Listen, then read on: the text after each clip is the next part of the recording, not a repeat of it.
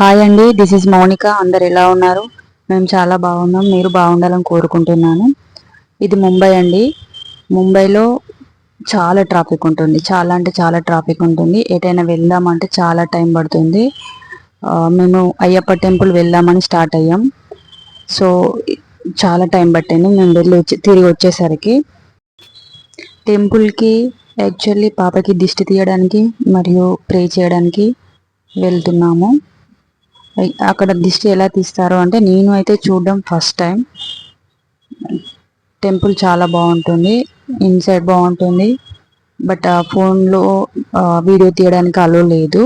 So నేను లోపల ఏం తీయలేదు, బయట మాత్రమే మీకు చూపించడానికి తీశాను. లోపల అయ్యప్ప స్వామి ఒక్కరే కాకుండా అన్ని దేవుళ్ళు ఉంటాయి.